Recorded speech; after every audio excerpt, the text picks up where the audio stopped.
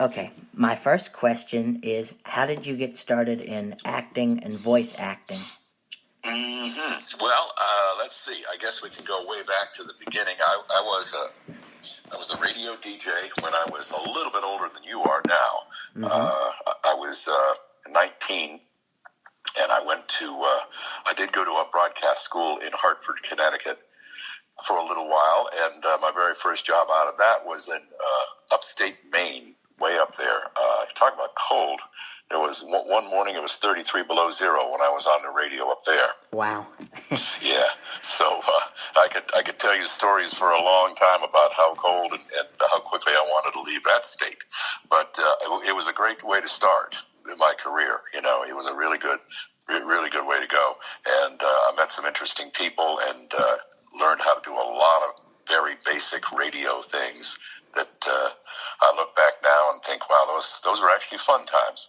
So it was a radio in Maine, and that led to, slowly bigger and bigger radio jobs around the country.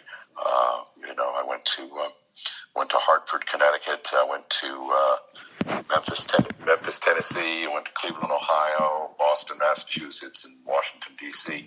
Those were the bigger stops along my way.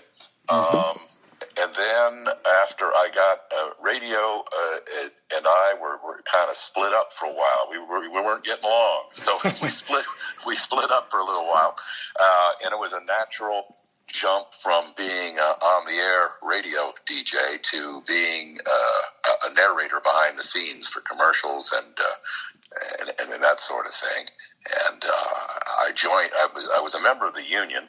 At the time, the unions were separate. There was SAG, Screen Actors Guild, and AFTRA, American Federation of Television and Radio Artists. I was a member of both of them. They have since merged. Now it's just called SAG-AFTRA. And I'm still a member. But because of that, I was allowed to audition to be in any movies that were around. So that's how I got into doing some acting. I was able to do that. And also there was, what they call industrial films. And they're pretty much exactly what you'd think they would be, standing around talking about how good this company is and your Social Security benefits and that kind of thing. Nothing you'd ever see on TV at night, but stuff that employees tend to have to watch, that kind of thing. So that's how that all began. Was that a long enough first answer for you? Boy, I just kept talking, didn't I? That's why I'm interviewing you, just to talk, You just takes the pressure off of you. You just let me talk, huh? Yeah, talk till we run out of time. That's the way. Okay, my next question is, what do you find is the most challenging part being a voice actor or radio DJ or actor? I'm not doing the radio DJ thing anymore, so I can't. I don't guess we really shouldn't talk about that being challenging now. It was at the time, but I guess being a radio DJ at the time, the most challenging part was in order to go up the ladder and get bigger and better stations, you usually had to move. It was pretty unlikely that you'd get to stay in the town you liked. You'd have to go on. So that was probably the biggest challenge. But getting as far as being an actor and a voiceover person, I think the hardest part there is learning to do the business of being a voiceover and an actor. They always say it's show and business. The show part is fun, but business is really not that great. You have to put on a different hat and be a businessman and promote yourself and sometimes send out your own invoices and do your own advertising and shake hands and all the things that you didn't necessarily get into the business for. All you wanted to do is sit behind a microphone, Yeah. Or stand up in front of a camera. So that's probably it's a challenge, and a lot of people never make it because of that reason alone. Not because they're not talented, just because they can't handle that kind of pressure that, And of course, if you become big enough, if you're lucky enough early on, you get other people to do it for you. You get a manager or an agent and all, they'll take care of all that business end But the chances of you getting that are it's a lottery. It's just like winning the lottery. Sometimes you get in there, and sometimes you don't. Yeah, I've talked to a lot of actors, and they said chances of getting an agent, nowadays is pretty slim. Yeah, I do have an agent, and I've been very fortunate to have one for like 10 or 12 years now. And I'm glad I'm not trying to get one now. Even 12 years ago it was kind of difficult. Agents, they're very picky too. They don't want just anybody, and they need to have somebody on their list, their roster that they can promote and will bring their money. That's how they make money. 10% of what you're making. Yeah. So unless you're good, you're kind of wasting their time, and you're just taking up space, on their list. So I see it from their standpoint. I understand why they are a little difficult. Yeah. Because everybody thinks, well, I'll just get an agent and everything will be cool. Well, not really. Yeah. I've dealt with agents because I talk to different actors, and you have to go through agents to talk to actors, and Sure. Sometimes they're difficult, but as you said, I understand their viewpoint. Yeah. Well, you can imagine what it must be like to be an agent, and you're going to a holiday party, and everybody finds out that you're an agent, and the first thing they do is, let's say they're a voiceover agent, and you go, hey, John in the corner over there, he's a voiceover agent. They go, Larry, my friend, he's got a real good voice. I'll go talk to him. So he runs over there and says, hi, John, nice to meet you. My friend Larry, he's got a really good voice, and he'd like to talk to you. And you can imagine poor John is rolling his eyes like, oh, not another person with a good voice coming up to me. I mean, almost to the point when you say, I'm not even going to tell him I'm a voiceover agent. I'm going to say I'm an insurance agent. Then they'll leave me alone. Yeah. So that's the story there with the agents. Yeah.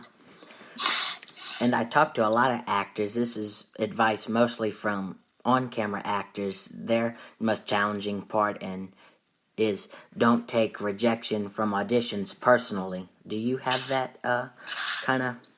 Yeah, it's as much as we try to say that, sometimes it's difficult not to feel bad about it. If you've had a bad week, and then you get another one that you really were sure you were going to get, it hurts. Some of them hurt more than others. I think the ones that kind of hurt the most are what they call callbacks. When you do an audition, mm-hmm.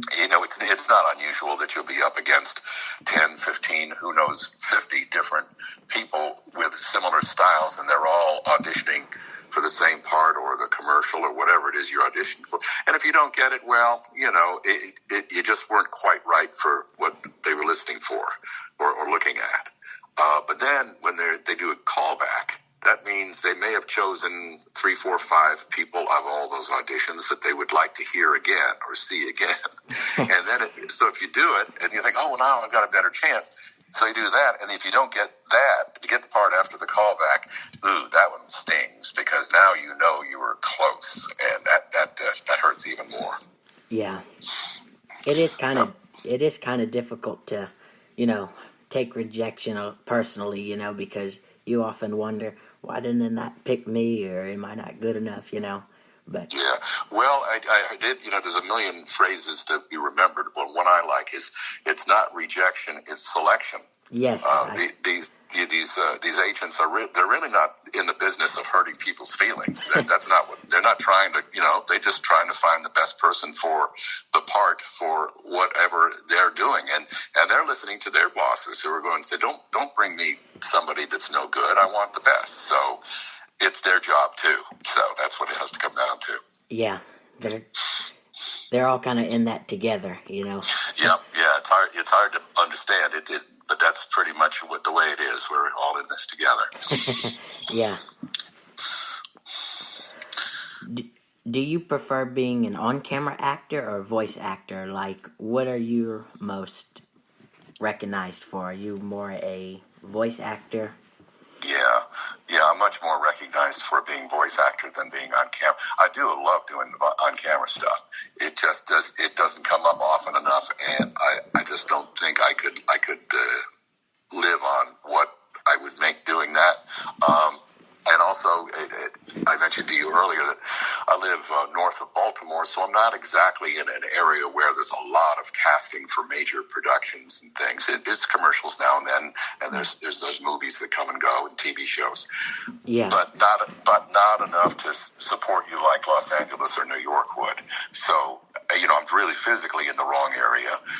And also, once you start specializing, doing one thing or another, and voiceovers, it's a little difficult to go back and promote yourself as an on-camera talent if you're spending so much time promoting yourself as a voiceover person. So I guess you have to look at see what your strengths are and say, well, I think this seems to be the way I'm moving, and go from there. And when you do that, when you're a voiceover person, you even start specializing within the industry. So they say, well, I'm finding out that I'm much better at doing narrations than I am doing commercials, or I'm much better at doing political spots than I am mattress commercials. You start finding out what it is you do best, and you start specializing in it, and that's, you start getting a very specific brand almost to your voice and your business.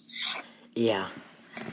People, they'll get into because there's different types of voice acting. There's character voice acting, commercial voice acting, all kinds of stuff. You have to find what you're most best at.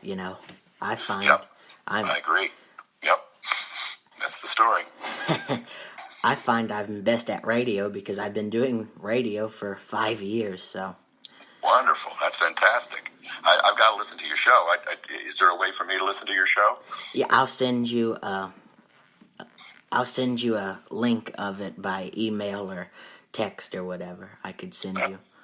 That's good. Do you broadcast over the air, or is it strictly internet radio? It's internet radio. Oh, okay, good. Well, it certainly cuts down the expenses. You don't have a transmitter to keep up. Yeah. You have to go outside and knock ice off the tower, Luckily, it never gets cold where it snows all the time in Mississippi. But yeah. That's great.